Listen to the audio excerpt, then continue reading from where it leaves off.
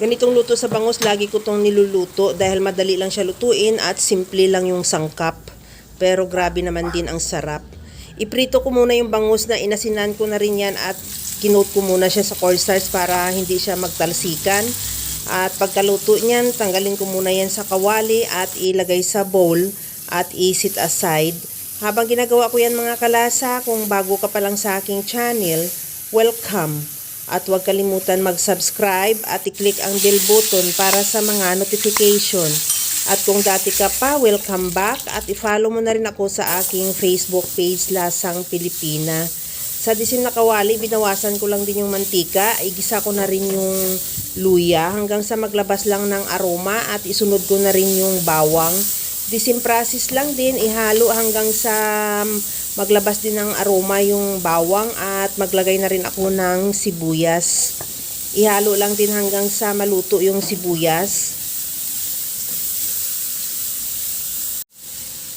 Okay na tong ating sibuyas. Maglagay na ako ng tuyo. Mga 2 tablespoon lang or 3. Hindi ko na siya sinukat. Tinansya-tansya ko na lang at maglagay din ako ng oyster sauce.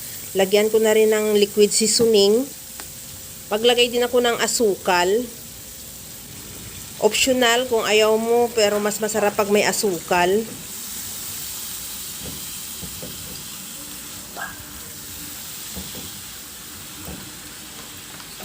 Maglagay na rin ako ng suka. Kung may kalamansi juice ka, pwede. Mas maganda. At lagyan ko ng kunting tubig. Tikman ko na rin kung okay na yung timpla niya. Pagkatapos yan, ilagay ko na ulit ang pinirito nating bangus. Pakuluan lang natin hanggang sa medyo maglapot lang yung sauce. Kagaya lang sa nakikita mo sa video, lagyan mo rin yung taas yan ng sauce para magkaroon na rin timpla yung taas. Dahil pagka bunubaliktad pa natin, baka madurog dahil siyempre malambot yung isda. Okay na tong ating bangus at yung sauce niya medyo malapot na rin.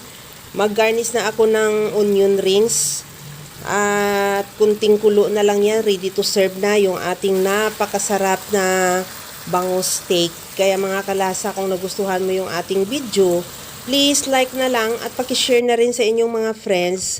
At kung bago ka pa lang sa aking channel, subscribe na at i-click mo na rin ang bell button para sa mga notification. Okay na tong ating bangus steak. Hanguin na lang natin yan at ready to serve na. Kaya mga kalasa, alam ko, kayang-kaya mo tong gawin. Dahil sa sobrang simple at napakadali niya lang lutuin.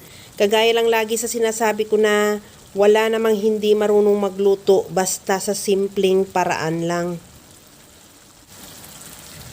Hanggang sa muli mga kalasa, thank you for watching. Bye-bye!